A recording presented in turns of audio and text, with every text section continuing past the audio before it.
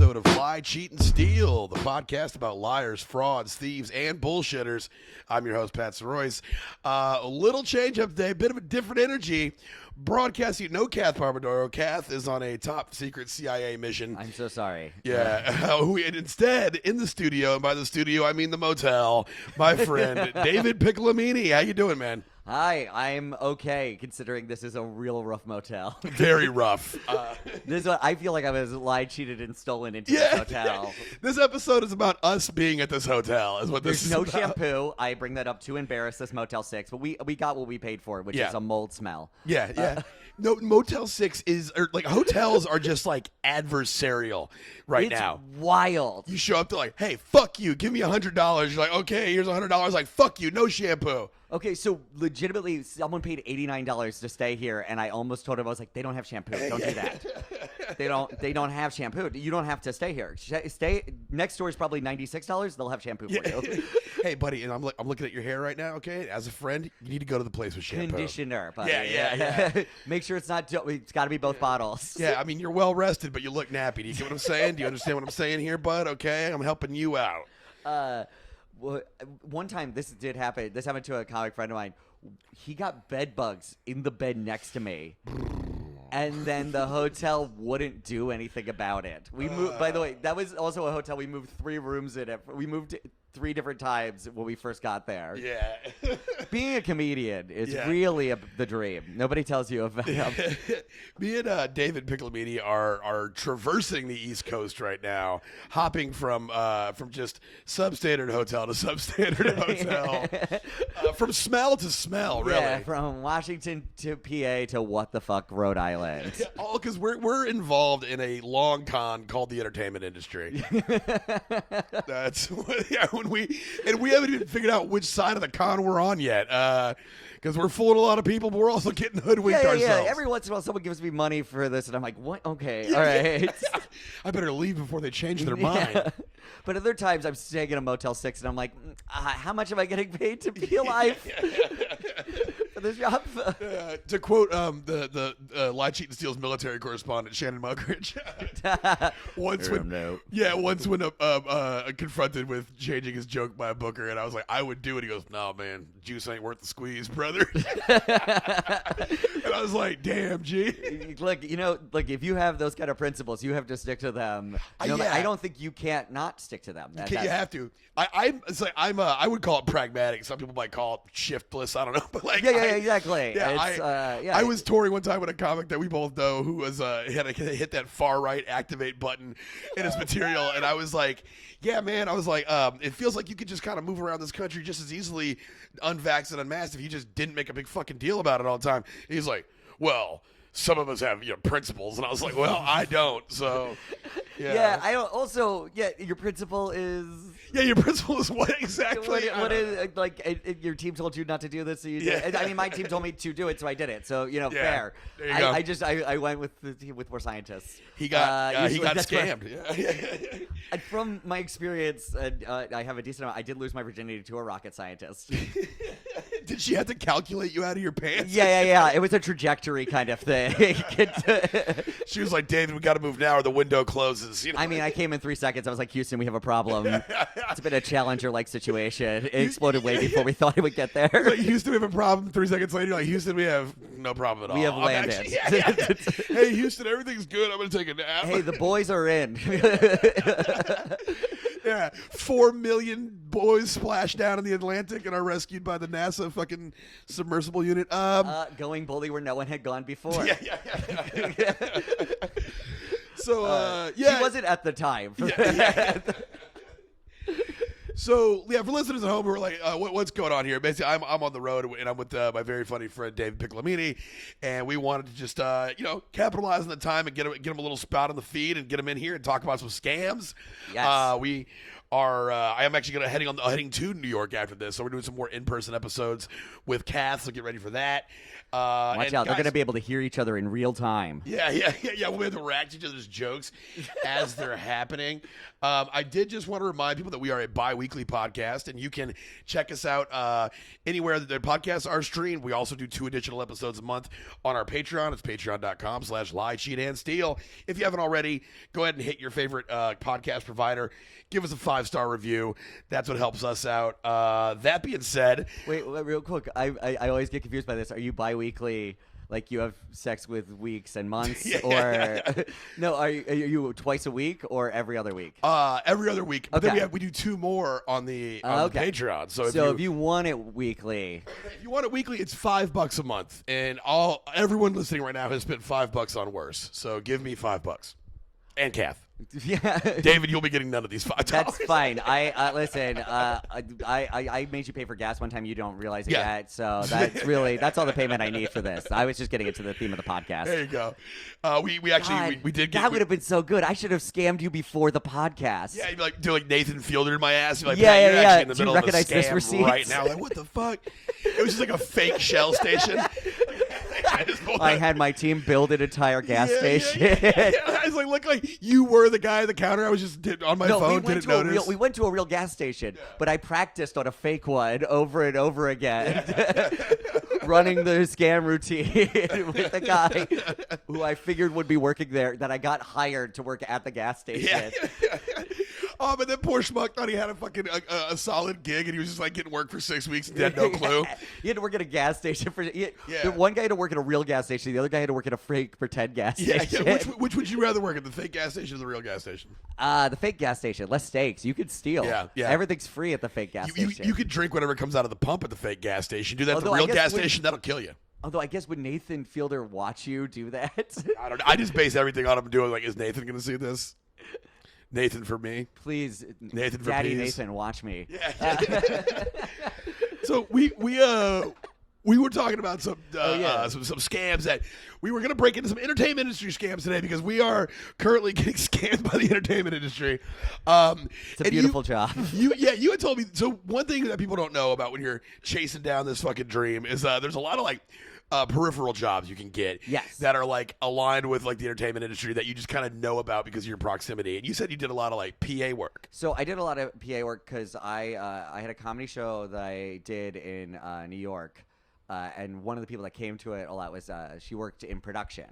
And she was like, "Oh yeah, we always just need PAs around. Can you drive a truck?" Yeah. And I was like, "Yeah, I could drive a truck." I feel like that's how you get started in production or the mob. Yeah. Can you drive a truck and not ask questions about what's in the back? Yeah, get in there. Go ahead. Didn't you say that getting paid to drive a truck as a PA, essentially you're professionally being paid for being over 25? Literally, that's the only. Sometimes it's kind of a scam job if you are okay with driving. Like, and you can do it in New York, LA, Atlanta. There are plenty of places, and if you're good, they'll just let you keep doing it. Like, you don't even have to look for more jobs a lot of times because they'll just be like, "Hey, come back for 3 days. Hey, come back." Yeah. And what I figured out was if I worked for a lot of college gigs, they can't let you work on anything really. You're just the truck PA. So your whole job is you show up, you drop off the truck, and then you kind of sit in a location, fuck around on your laptop, Yeah. and then you drive back. Yeah. That is a solid hustle. See, I, in order to make myself hustle harder, have kept my license in a almost near constant state of suspension for most of my adult life, and by doing that, it's made me have to focus on the craft. You're right. I'm sitting here going, I can go back to PA anytime I want. I'll be on a Twitch streamer and a PA at the same time. I can't fall back on Instacart. I have to make it off comedy because I don't have a driver's. You're gonna have to get more famous so you can fly or have someone drive your bus. Yeah, man. And this episode's gonna do that for us, right? You're gonna get us a whole bunch of listeners, right? Yeah. That's what I'm known dude. for. Please. Oh, that's why I gave you the $49.99. So. Hell yeah, guys! Lie, cheat, and steal. Don't worry, we're taking it to the top, boys. One of my favorite scams to do with that job in general, though, was you would get reimbursed for things, and gas was very easy to scam off of because you would just. It's nobody knows how much gas a truck takes. They all just know it's stupid expensive.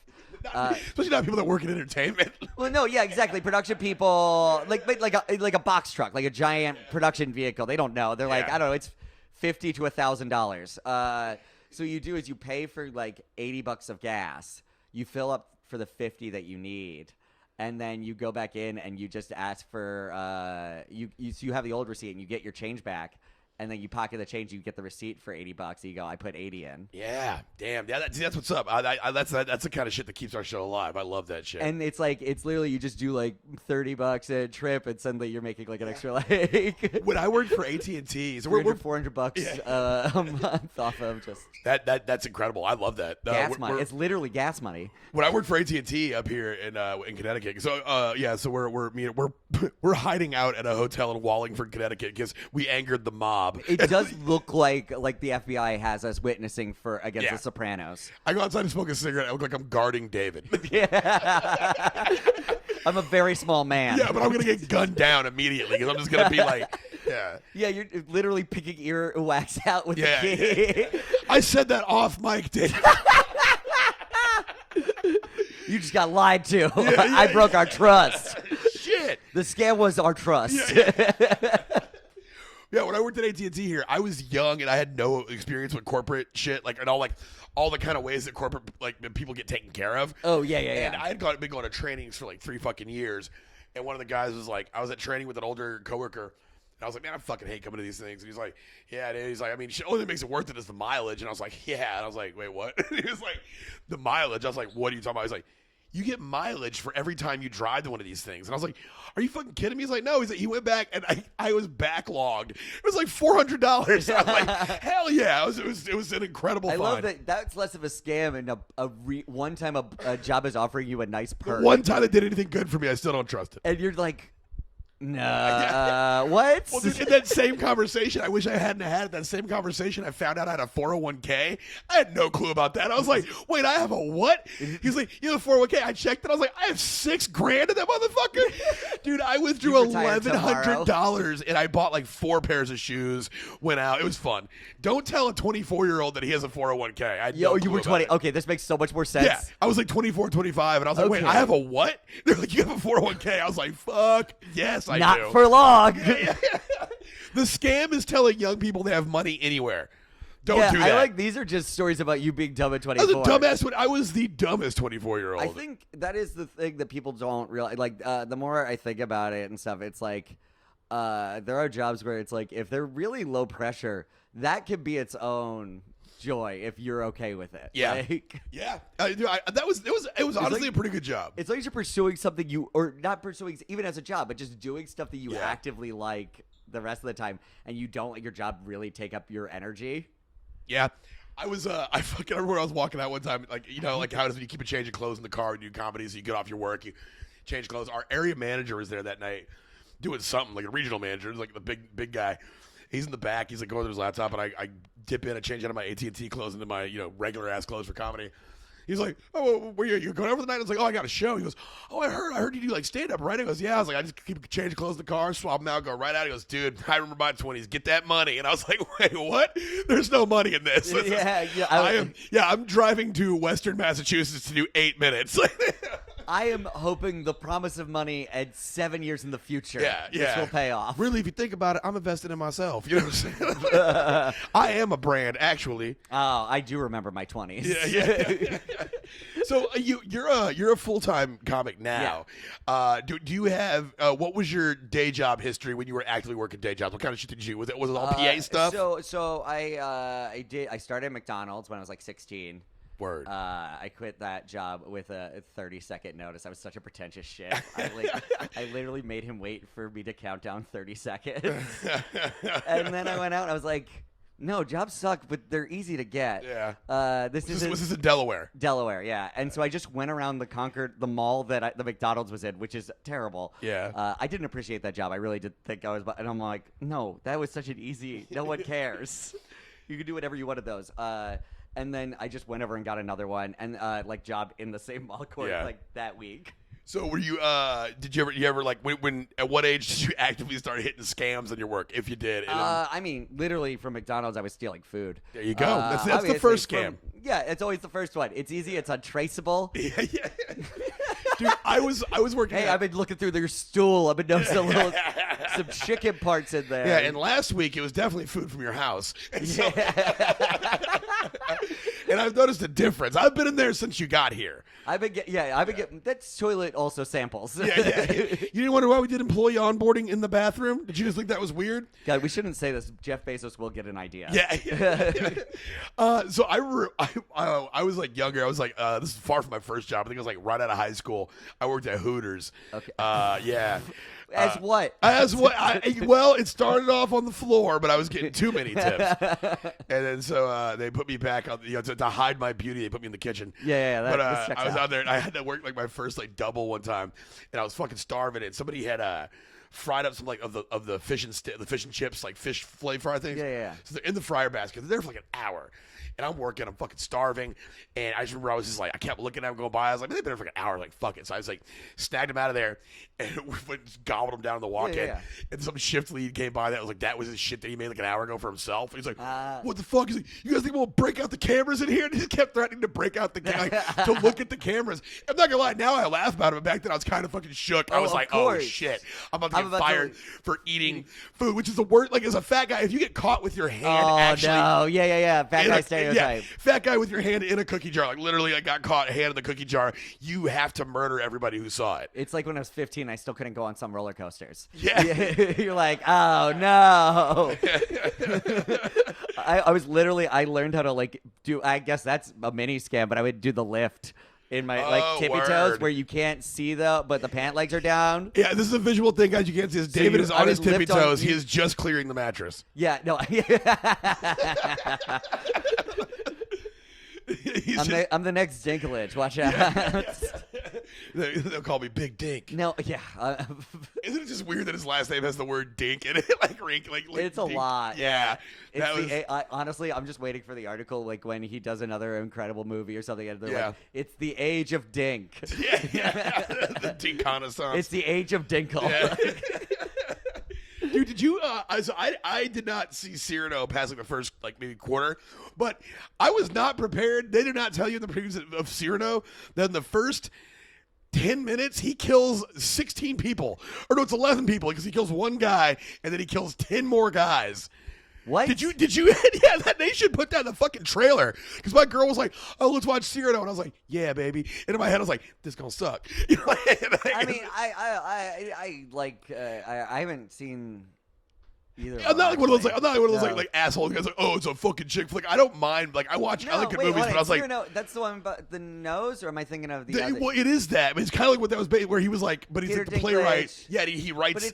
He writes the poems for the one guy to fall in love with the girl that he loves. Oh. And that guy's like this hot dude, and he's all dinked up. Okay, I don't know. Every once in a while, like, I grew up so homeschooled. Yeah. That there are all these movies that just fell through the cracks. I've caught up on most of it. And Well, yeah, I kind of know. Yeah, Cyrano. It was a recent remake or whatever, but like they got it out there. Roxanne was the original. Roxanne, the original, but the Steve Martin one. But yeah, I was like, oh, okay, cool. Whatever. Watching it's gonna be a little boring, like kind of like chick flick, and that was a scam. I was scammed because I was like, wait, there's 11 murders in the. Is there a lot of action? It was way more. I mean, he kills them with swords, and like it shows him kill literally all 10 guys. That's so awesome. What? Yeah. Why is that not in the fucking preview? Yeah, Tyrion Lannister never killed that many people. Yeah, even maybe like one or two. I mean, he killed a couple people, but it was always like one on one. Even while heroically dragging a giant chain across the Blackwater Bay. Yeah. Neither even then did he. Well, I mean, no, he probably did. Choked out that woman, and then he shot his dad with the crossbow. Oh yeah, and I think he killed someone with an axe. Yeah, before he got knocked out. Okay, anyway. So yeah, that's what that is. Welcome to Game of Thrones recaps. Yeah. Well, this is a shift to do a Game of Thrones podcast, but. So yeah, we're gonna go today. We were talking about service or entertainment industry. Yeah, entertainment industry scams, and I want to look at some to see if this gives us anything we can work with here. So this one, You're of the New York comedy scene. That's where you're based Yes. out of. I have my first experience. I'm lucky enough now to go back to New York and do actual shows. Actually, on the 14th, I will be at Steve Martin Presents in Asylum. So, guys, listen at Asylum in NYC with Michael Good and Andrew Dismukes. Check that out. There you go. Get that plug in. Yeah, got to. Watch baby. out. But yeah, I remember like my first trip to the city was to do comedy. Was definitely a fucking scam, and I'll call this guy out by name because fuck him to death. A guy named Bob DeBono. Do you know Bob DeBono? Wait, like the radio guy? Maybe he's on radio. He used to bringer shows at Caroline's. Wait, Bob DeBono. That I thought that's a Philly radio guy, but I might be mixing that up with a different guy. I would not. I would say up and down the Eastern Seaboard, there might be 2 Bob DeBonos in mass communication. Yeah. That feels like. yeah. Like, no, but like, so like this is what they. But no, bringer shows are the scum of everything. They're the scam. So for not the uninitiated out there, a bringer show is essentially it is a very effective tool for comedy clubs and figures in comedy who aren't comedians, or at least that's not their main income, to kind of scam money out of young hopefuls. It's the casting couch of local comedy.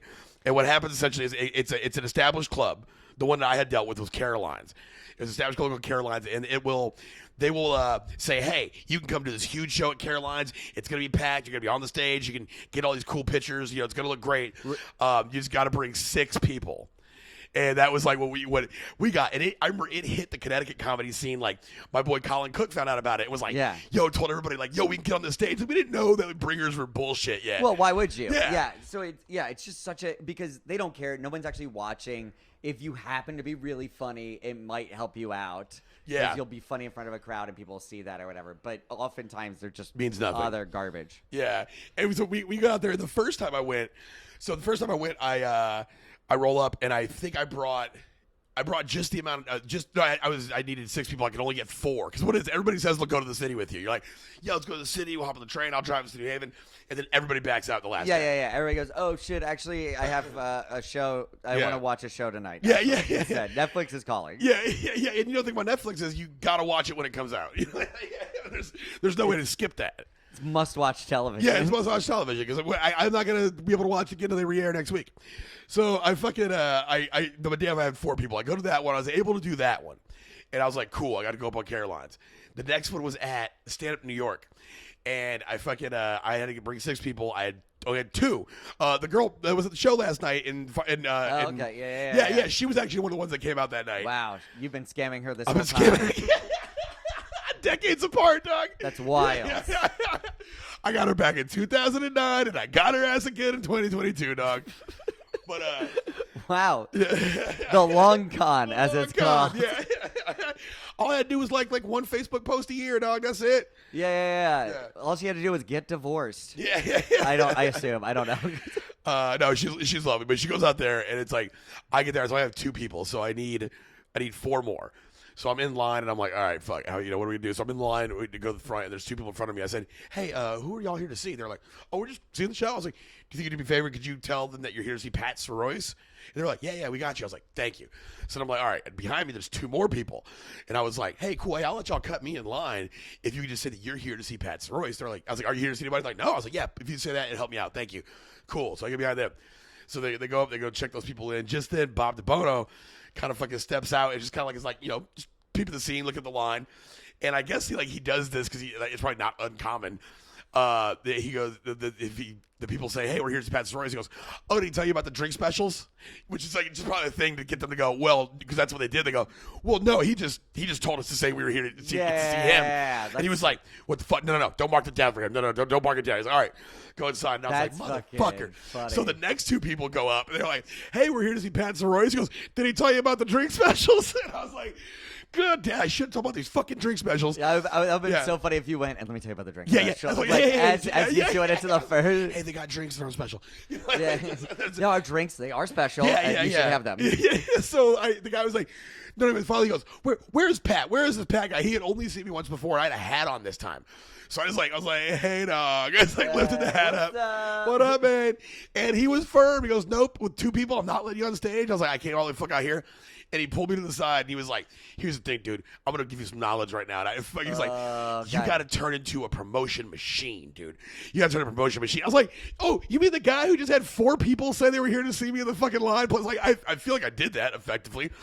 You did promote. I did promote. Yeah, I mean, it was lazy promoting for sure. Yeah, sure, but like, I was like, yeah, I guess what I should do is I should just scam fucking younger comics into bringing 6 people in to order appetizers at fucking Caroline's. Yeah, it's like it's a good business model. No, yeah, it's a good business. By the way, I looked up Bob Devoto because it's a different guy. I don't know Yeah. who the other guy I'm thinking of is, but he is now a Trump impersonator comedian. Oh, is that guy? Oh, because I know a guy named Bob Caccione or something like that. No, this is DeBono. Oh no. Yeah, he's now a full-on Trump impersonator. There's a guy that's not a surprise. I feel like that's the next level of grift. Bringer shows are the Trump University of comedy. Was all those guys are fucking every right-wing fucking talking head is a failed stand-up comic. It's almost like it's almost a fucking law. Speaking at of this point. scams. Yeah. No, for real though, those guys like literally. It's so funny though because you watch it happen too because you see I've now seen people have this happen. Oh yeah. Where suddenly something gets a hit and because there's entertainment starvation there. Yeah. They all of a sudden they all flock to it and everybody's like, this is great, this is the only point I want to hear, and it doesn't matter if the joke is good or not because it's what they want to hear. Yeah. I mean, obviously, there are people on the left, but obviously they say what you want to hear until they say something you don't want to hear, and then they destroy it. Yeah. I feel like that's the left. Yeah, there is no analog where like I mean you can get like maybe like Twitter popular for just like mirroring like right wing or left wing talking points, but as far as like live entertainment, no, if you're actually showing up on the stage and getting booked by a club and you just go up there being like, I think we should forgive student loan debt, everybody claps. You can't really make money off that the way you can make money off being like, what's with all these trans kids? Like, well, you can. That's there's cash in that. It's an argument of passion almost. Because it's real easy for all of them to hate. Yeah, they love it. They get a safe space to do it for the night. And fucking, 2 drink minimum. Yeah, you know? that's my favorite definition of safe space, by the way. Yeah. Safe space is essentially any place where everybody agrees on the rules of what's comfortable to say. Yeah. That's really what that is. There's no guarantee it's going to be safe for you. You know? Yeah, exactly. It doesn't. It's like everybody kind of knows what the vibe of the place is, and that's usually where that happens. Is they're like, "Hey, you can't talk like that here. This is the vibe of the place." Yeah. That's all it is. But yeah, those guys like just great. But I got one guy that like crept in my fucking I think I did a show with him. And then, like, now that I liked his Facebook page or whatever, I just get these fucking Instagram or Facebook messages from him, and he's billed as a positive Trump supporter. He's our Trump impersonator. I do a Trump impersonation, but it's positive. So no, like, you can bring me to your fucking thing, and I'll show up and just be Trump, but like in a sincere, not like attacking way. And it's like, what kind of weird fucking itch is that scratching in someone's head where there's like, oh, the guy showed up, he did the voice, he said nice stuff, he supported my politics, and left. I don't know. What are you talking about? There's 1,000% an audience for that. Yeah, that's what I'm saying. But it's so weird for me to be like, the earnestly sincere. Yeah. But the earnestly sincere, what does that mean? Like, he's a great guy. He's a great guy. He's a great guy. Yeah. Like, what is that? Or no, he just doesn't mock Trump. He won't mock Trump. Like, he'll come there and he'll do a positive Trump, like a Trump where usually if you got a Trump impersonator, the guy's like talking shit about Trump, you know, or lampooning him. Sure, but no, not all of them. A lot of Trump impersonators are doing half-loving ones. Too. Well, that's this guy he's in my DMs. Turns out there's 30% of a population that voted for him, but that's where that's going, and it's scary. It's a lot. And it's something we have to address, but who the fuck knows how? Okay, I just felt like I had to address that. I'm not defending any of this because I don't like it. Yeah. So those are what you might see in these like job seeker schemes that they're talking about. Is just the people that have like acting classes or comedy class. They're just and it's the comedy classes. It's like there are good comedy classes. Like someone can teach you the basic formulas of stuff if you haven't been obsessively watching stand up for the past 13 years, like half of the people in comedy have. You could go and just like learn, and it'll be a more fun public speaking class. That's great, but a lot of them are like just people who just need money desperately. Yeah, especially as a comic, when you see a comic who you know personally starts doing those classes and charging money, it's like, bro, I wouldn't fucking pay you to watch my open mic set, dog. There's nothing I could. No, in no way would I ever trust your comedic opinion. And now you're out here just like, I'll teach you the ins and outs of writing jokes, and it's only going to cost you $49.99 a session. Yeah, and he's like, what? What do you know? Anyway, my comedy class is coming out next week. Yeah. Fuck, I should have waited to the end to plug Come that. on out to Pickles Gives You the Tickles, where we tell you how to do shows. Pickles Gives You the Tickles is also the thing the New York Post will write about me for being a creep. Pickles Gives You the Tickles. I've never taken Soroy's. Gets you moist, dog. Yeah, something boys. Yeah. Yes, something boys. Yeah. Oh, Pat Sir Boys. That's the guy. Soroy's Toys Boys. Well, your New York. That's a great icebreaker. What's your New York Post headline? What would your New York Post headline be about? Oh yeah, fat rapper raps fat, but it's like the rap is I don't know. Jesus, wow, you really committed and uncommitted in rapid succession. Fat rapper raps rapping, and I'm just like, fat rap. Fat rap is obviously is it what Action Bronson used to do? Yeah, it's rap where the dude breathes in between the lines. Rick Ross. Okay. Yeah, Rick Ross. I wonder how much the guy who edits out his breaths costs. Just how much he has to catch up. Yeah. So now another one that I saw that was kind of interesting was about So the other entertainment industry bribe they say is the kickback. Is one that I'm reading about over here. And let's see if there's any analogs or anything we've come across that's like this. Where it talks about some employees have an inordinate purchasing authority for their employer companies, which gives ample opportunities for kickbacks. And they talk about the vice president over at Netflix, Michael Kale, who was sentenced to 30 months for bribes and kickbacks. It says Michael Kale, the former vice president of IT operations at Netflix, was sentenced today to 30 months in federal prison for his convictions for honest services, wire, mail fraud. So wire and mail fraud. So that's how the ranch stayed on the air for so long. Yeah. Now it all makes sense. Yeah. I heard it was just, Danny Masters was holding everybody at dick point. He was just like, if you cancel this show, I'll molest everybody in this office. Masterson tickles pickle. Yeah. So the listeners of our show know wire and mail fraud is like the bread and butter of the fraud industry. Like that's what you get popped with. That's like the what does that like actually mean? What was he actually wire doing? fraud is illegally. It's lying about like bank transfers or bank deposits or fraudulently sending money or having money sent to you. Mail fraud. So he was basically. He had a bribery and kickback. Mr. Kale's greed to enrich himself cost Netflix and its shareholders money and property by agreeing to contracts for goods and services beyond what the company needed and would have paid for. So basically, he was going places and he was just racking up fake expenses. Yeah, or probably being like, "Hey, you guys want to get close to Netflix? Like, saying, throw some money my way." Now, how I've seen that permeate in the comedy is, I guess it would be like, hey, you want to meet Dave Chappelle? Yeah. I don't know him, but sometimes the stand posts when he's going to be there. It's $200 a ticket. I can't do anything about that. I can tell you when the post drops. Yeah, I will alert you. I'm a TaskRabbit for alerting people when a post drops.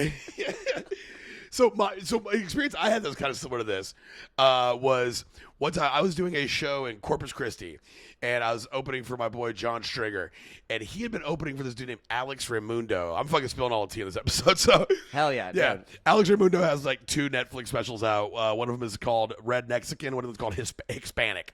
And, yeah. I see myself not watching those. Yeah, for sure. He's Ron White's either current or former brother-in-law, but at one point he was his brother-in-law. Hell yeah. Yeah. So he used to be white? Yeah. That's how that works, right? Yeah. Well, no, I guess she used to be Raimundo.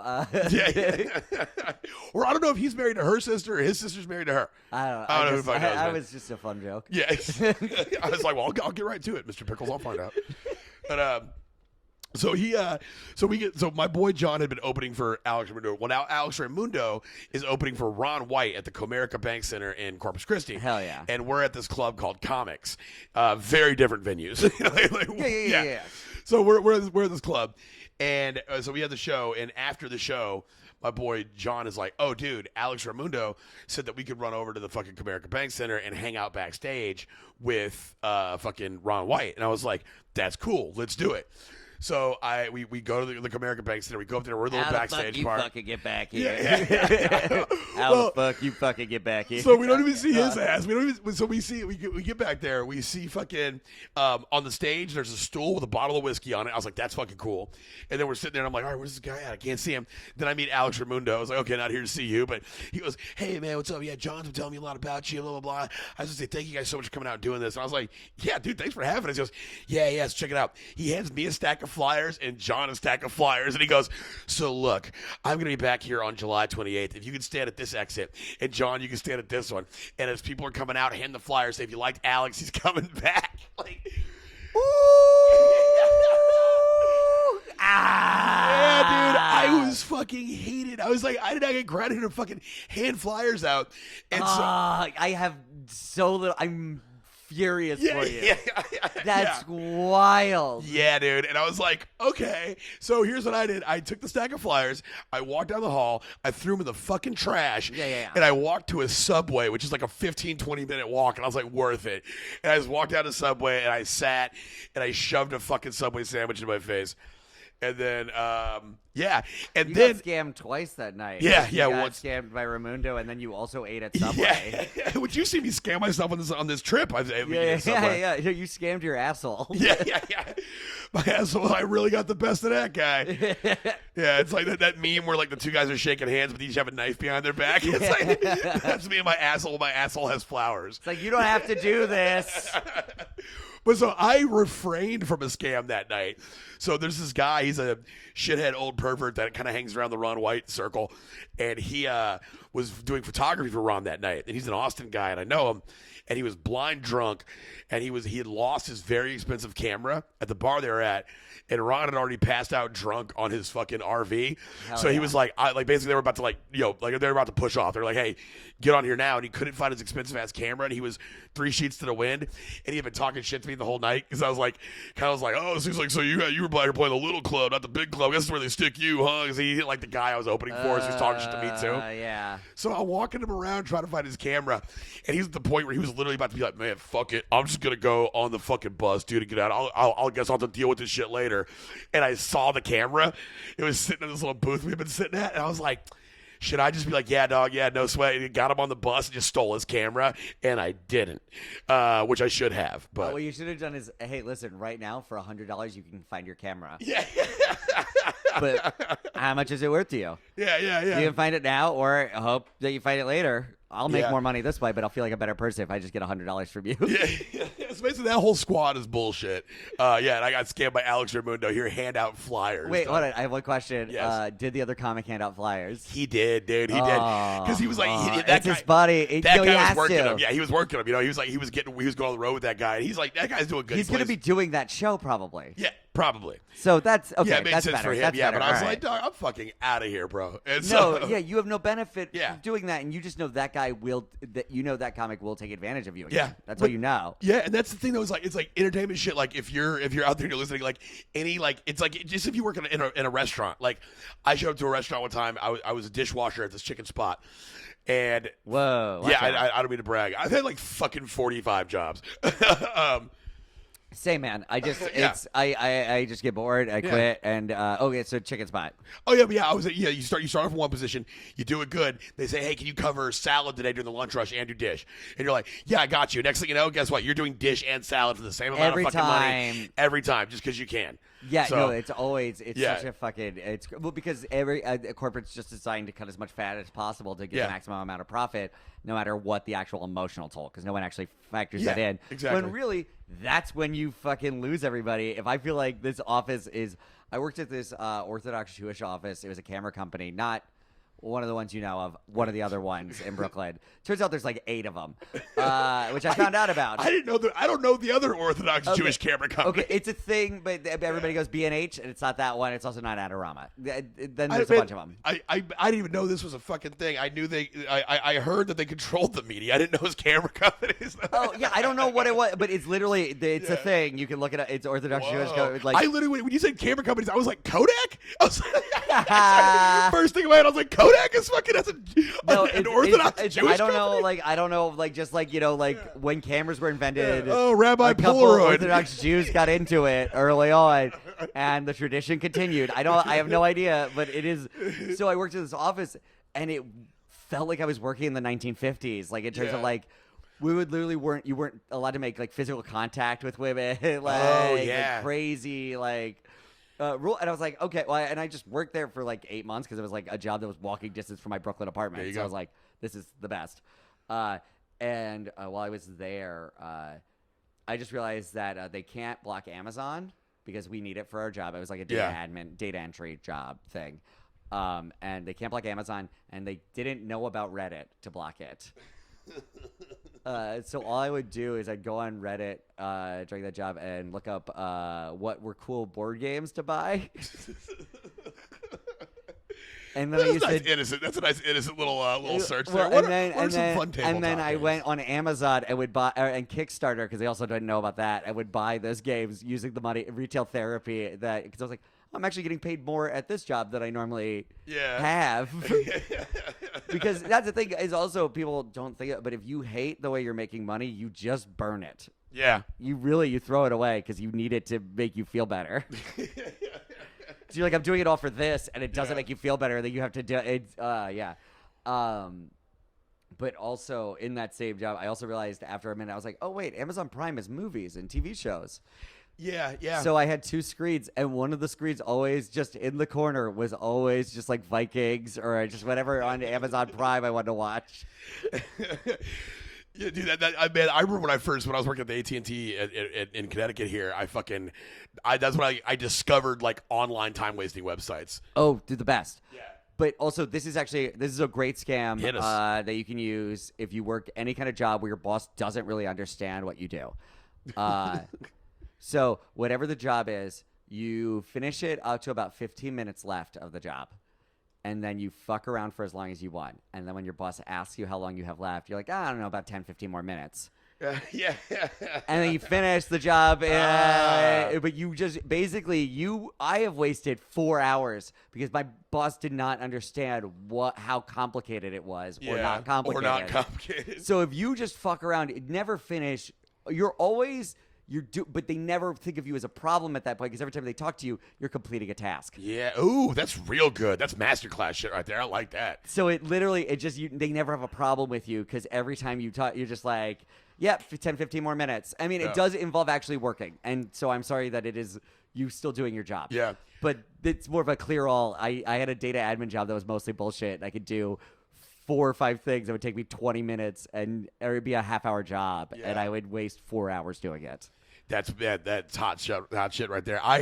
Also, it doesn't look complete when they look at your screen. It looks like you're still finishing it. See, I worked a bunch like in the pawn shop. Is essentially it's like 3 or 4 different jobs rolled into one, but big part was has a retail vibe to it.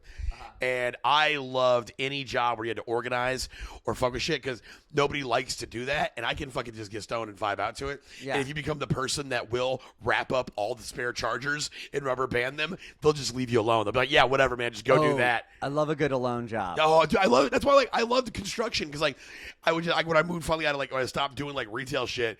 I was working construction. There's a lot of construction. It's like you have to communicate with people clearly. But there's a lot of parts, especially if you're starting out, they're like, hey, go paint all this shiplap. And you're just like, oh, what? Go listen to House of the Dragon on audiobook? Yeah, exactly. You just sit there and I love it. Now, okay, here's this one. I think anybody that has even a tangential relationship to any business, but certainly in comedy or entertainment, there's definitely the embezzler. Just people straight up stealing money from the show or from the club. Yeah. Oh, easily. Yeah. I you probably have some experiences with that. If you don't, I don't think you did it, but I mean, I'm sure you've seen this happen. Oh no, I mean, obviously, it's crazy. Well, it's so funny when especially the open mic scams in New York and stuff. Oh yeah. And stuff, and then it's like, oh, all this money, or people charge tickets for a show, and then you find out none of the money goes to the comics. It's all just going to the promoter. Yeah. There's and that you're one. Wait, what? So you charged for this. People paid. They gave their time essentially monetized into product form, and then you just kept all of it, even though you did more of the work, but not nearly any of it. You know, a scam that I got hit with. When it wasn't really a scam. They told me up front, this show does not have a budget, but it was a buddy of mine. a guy at the comedy. He ran a show up in Waco, and it didn't have a budget. And he was like, "Look, man, they didn't really give us a budget, but like, if you're ever in Waco and you want to do this show, we'd love to have you up."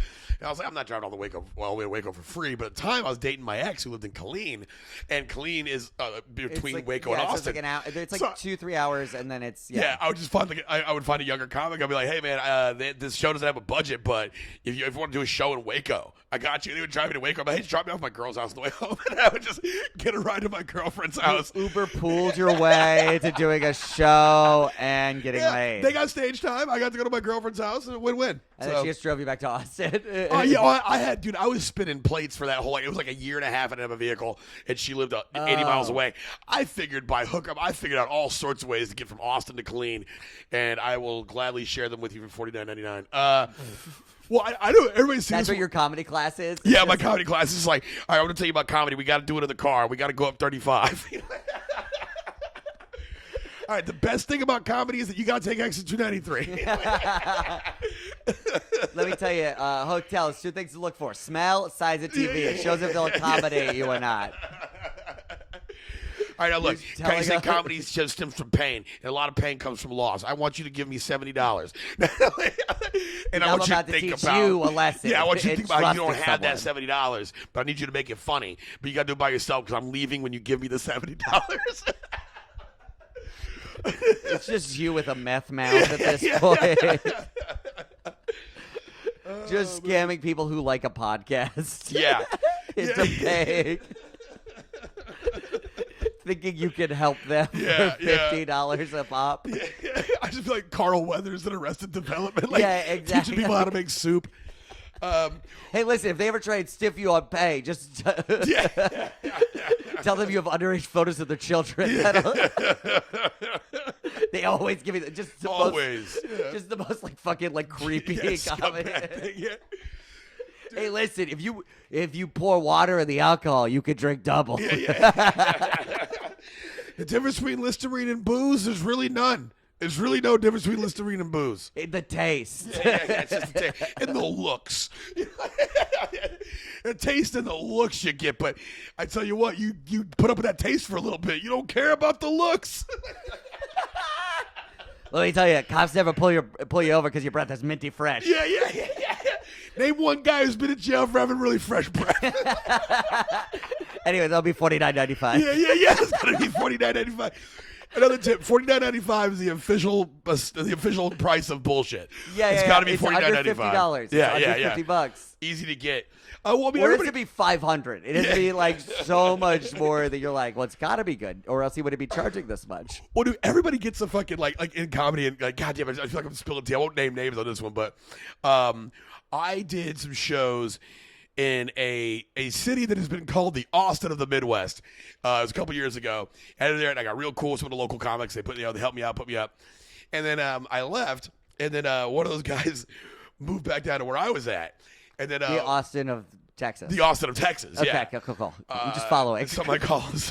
I was just called the city. Somebody called this of the South.